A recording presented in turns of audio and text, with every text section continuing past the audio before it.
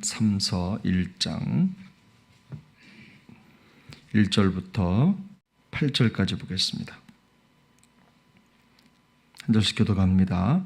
장로인 나는 사랑하는 가이오 곧 내가 참으로 사랑하는 자에게 편지하노라.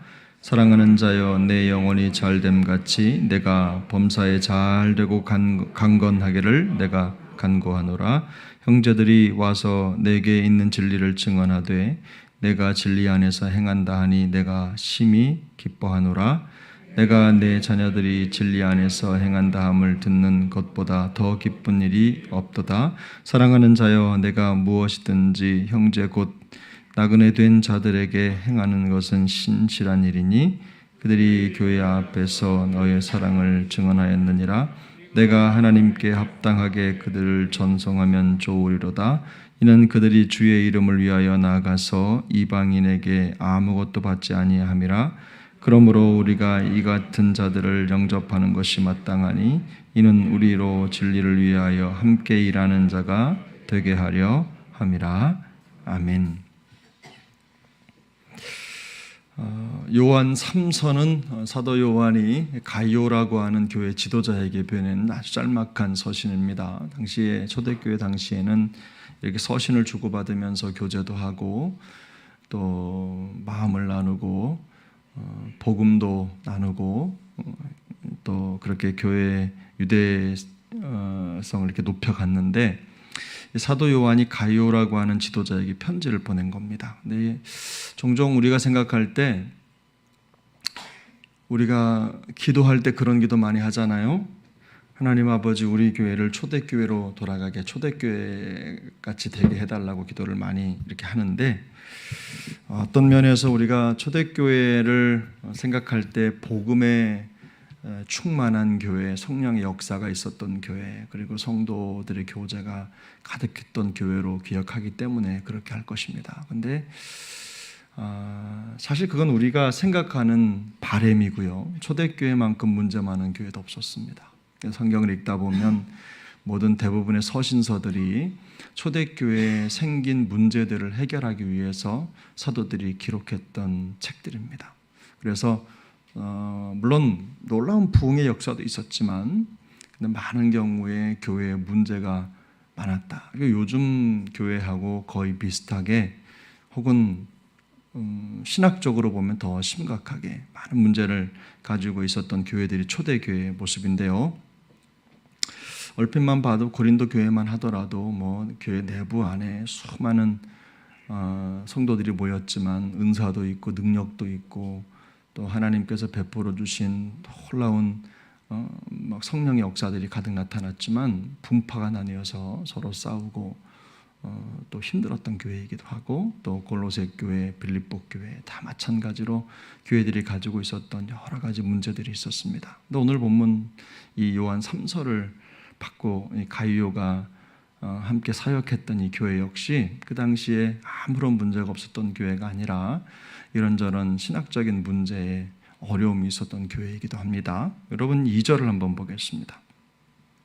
2절을 함께 같이 읽습니다. 사랑하는 자여 내 영혼이 잘됨같이 내가 범사에 잘되고 강건하기를 내가 간구하노라.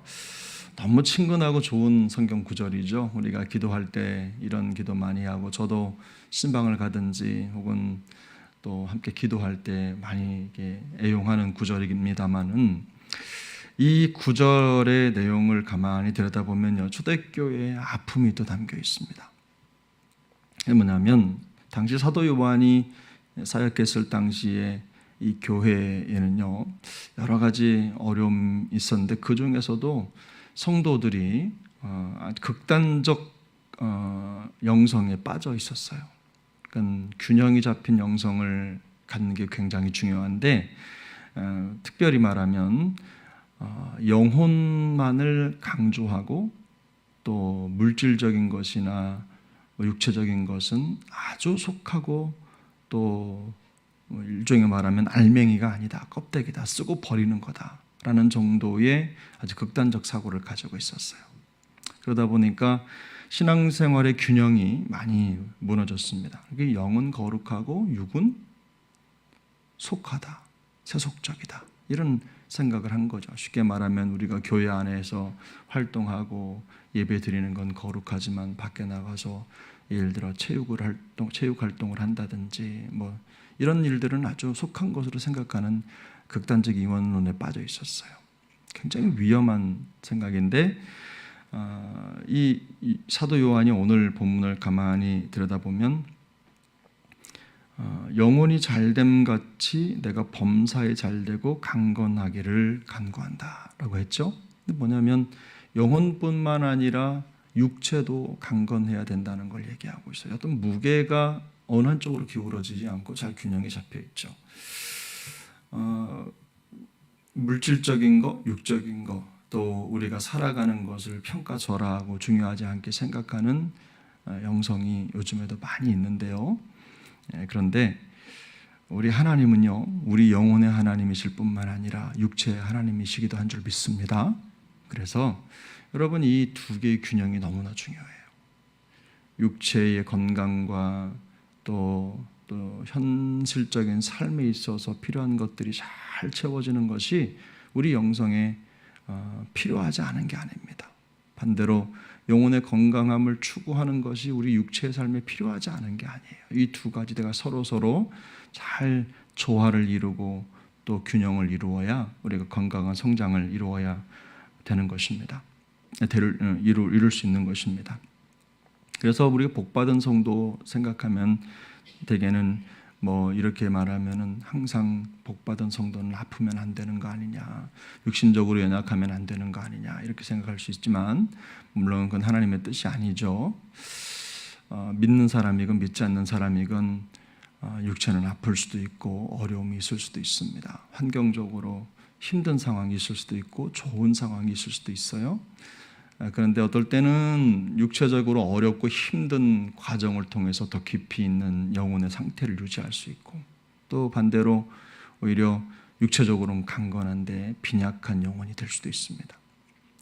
근데 어떤 상황이든 우리가 하나님과의 관계에 있어서 영의 건강과 육의 건강, 이 모든 것들을 추구해야 되는 이유 중에 하나는 뭐냐면 딱 한 가지죠. 하나님과 더 가까워지는 삶을 살아가는 것. 육으로든 영으로든 어느 하나가 중요하지 않다. 둘 다 하나님이 허락하신 것이고 잘 청지기직 사명을 가지고 관리할 필요가 있다. 더 중요한 것은 우리의 신앙 여정의 이 강건한 삶을 위해서는 반드시 둘 다 필요하고 또 잘 균형 잡힌 영성을 갖는 게 중요하다라는 것입니다. 우리 오늘 함께 나와 예배하고 또 기도하는 우리 모두에게 우리 주님께서 잘 균형 잡힌 영성을 허락해 주시길 바랍니다. 건강도 주시고 또 영으로도 충만한 그런 삶을 살아내시기를 축복합니다. 두 번째 주제가 5절부터 등장을 하는데요. 이렇게 당시에 교회 안에 있었던 신학적인 문제나 이런 부분들을 다룬 이제 사도 요한이 이제는 5절부터 교회 안에 또 다른 문제를 다룹니다. 뭐냐면 사역자들에 대한 응대죠. 대접을 어떻게 하고 있는가에 대한 문제를 다루는 거예요. 당시에는 두 종류의 사역자가 있었습니다. 하나는 사도 바울처럼 이렇게 순례하면서 복음을 전하고 교회를 일정 기간 섬기다가 또 다른 곳으로 이동을 해서 복음을 섬기는 사람.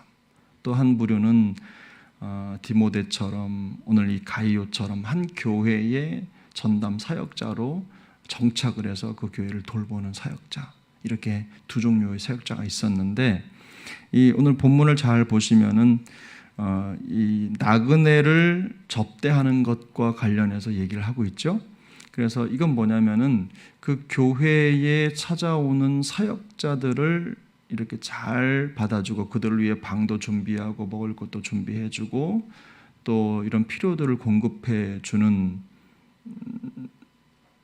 교회가 있는가 하면 또 그걸 굉장히 싫어하고 또 그런 것들을 하지 않으려고 했던 흐름도 있었습니다.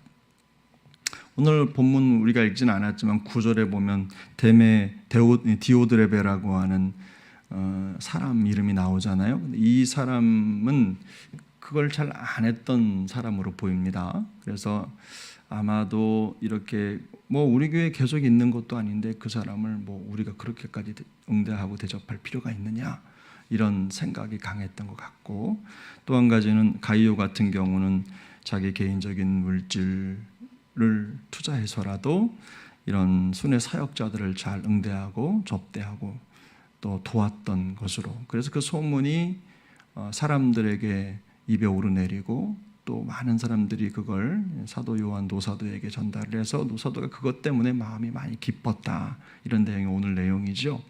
근데 여러분, 우리가 생각할 때요, 지금 우리 이 시대의 순회 사역자가 누구고 또 정착해서 사역하는 사역자가 누구냐라고 하는 거 뭐 잘 구분을 할 수 없겠지만, 쉽게 말하면 선교사 혹은 또 우리 교회 잠시 있다 가는 어떤 부교육자들, 이런 분들이 그 동안만큼은 또 순회 사역자라고 할 수도 있겠죠. 또 여기서 사역하다 저쪽에서 사역하다 하니까, 또는 저처럼 이렇게 정착해서 사역하는 사역자들도 있습니다. 근데 여러분, 어떤 모양으로 있든지 간에 이 모두는 하나님의 말씀, 진리를 위해서 함께 일하는 자들입니다. 그렇죠? 오늘 본문에 보니까 진리를 위하여 함께 일하는 자들이라는 표현이 나오죠. 8절에 보면, 그러므로 우리가 이 같은 자들을 영접하는 것이 마땅하니 이는 우리로 진리를 위하여 함께 일하는 자가 되게 하려 함이라. 그래서 선교사들도요, 이 보내는 선교사가 있고 가는 선교사가 있죠. 보내든지 가든지, 이게 선교의 캐치프레이즈인데, 여러분, 우리 교회가 선교사를 보내기도 하지만 또 선교사를 또 가는 선교사가 있기도 하지만 선교사를 잘 보내고 준비시키는 교회가 될 수 있기를 바랍니다. 모두가 다 같은 사역입니다. 어느 것 하나가 중요한 게 아니라 오늘 영과 육이 중요한 것처럼 보내든지 가든지 둘 다 매우 중요한 사역이고, 이 사역에 균형이 잘 맞춰져 있는 교회가 건강한 교회입니다.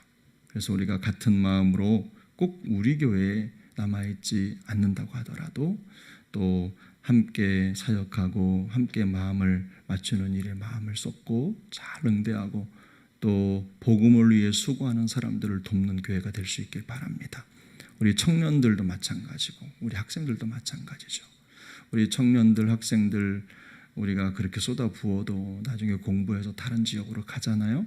근데 가는 동안 우리가 열심히 그들을 보필하고 또 도와주면 그것이 함께 진리를 위해서 수고하는 자들을 세우고 또 그들과 함께 하나님의 나라를 준비해가고 이루어가는 일인 것입니다. 또 우리 교회가 그런 다음 세대를 위해서 마음을 함께 쏟고 또 열심을 다해서 복음을 섬기는 것이 마땅한 사역인 줄로 믿습니다. 그래서 우리가 열린 마음을 가지고 함께 후원하고 지원하는 그런 교회가 되기를 바랍니다. 오늘 본문 정리를 하면 영과 육이 건강한 성도가 될 수 있길 바랍니다. 또 보내든지 혹은 가든지 또 진리를 위해 수고하는 일에 있어서 우리가 같은 마음을 품고 하나님의 나라를 위해서 함께 달려가는 우리 모두가 될 수 있기를 예수님의 이름으로 축복합니다. 기도하겠습니다.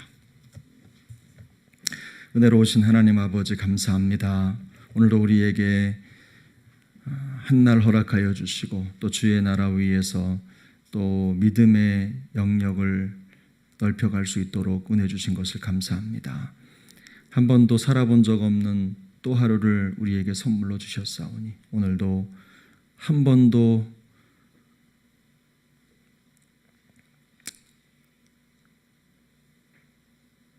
가보지 않은 길을 간 우리의 심령에 새로운 복음의 역사로 충만케 하여 주셔서 하나님 새로운 마음으로 또 심신의 또 새로움으로 하나님을 위해 복음을 위해 열심을 다해 달려가는 우리 모두가 되게 하여 주옵소서.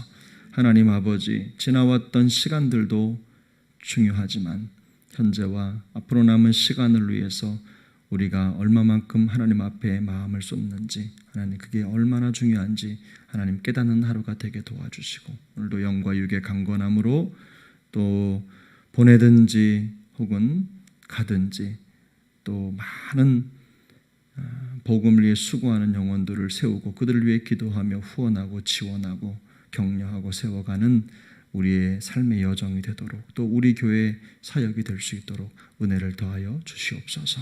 우리 주님께서 은혜 베풀어 주시기를 원하옵고 특별히 오늘도 육신적으로 심적으로 영적으로 힘들고 어려운 지체들 기억하여 주시고 찾아가 주셔서 성령의 능력으로 강건케 하여 주옵소서. 빚 때문에 어려움 당하는 성도님들 없도록 붙들어 주시고 이미 다른 지역에 빚 때문에 어려움 당하는 수재민들 우리 주님이 함께 하셔서 위로해 주시고 또 하나님의 놀라운 섭리 역사로 그들과 동행하여 주옵소서. 우리 주님께서 우리 모든 삶의 여정을 지키시고 도우실 줄 믿고 감사를 드리며 존귀하신 예수님의 이름으로 기도 올려옵나이다. 아멘. 하늘에 계신 우리 아버지여 이름이 거룩히 여김을 받으시오며 나라가 임하시오며 뜻이 하늘에서 이루어진 것 같이 땅에서도 이루어지이다. 오늘 우리에게 일용할 양식을 주시옵고 우리가 우리에게 죄 지은 자를 사하여 준 것 같이 우리 죄를 사하여 주시옵고 우리를 시험에 들게 하지 마시옵고 다만 악에서 구하시옵소서. 나라와 권세와 영광이 아버지께 영원히 있사옵나이다. 아멘.